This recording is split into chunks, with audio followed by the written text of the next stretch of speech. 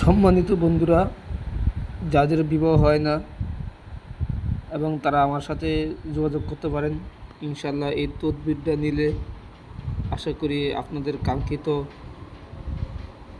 যে ফলাফল ওটা হাসিল হবে। সম্মানিত বন্ধুরা, যাদের বিবাহ হয় না এবং তারা আমার সাথে যোগাযোগ করতে পারেন। ইনশাল্লাহ এই তদবিরটা নিলে আশা করি আপনাদের কাঙ্ক্ষিত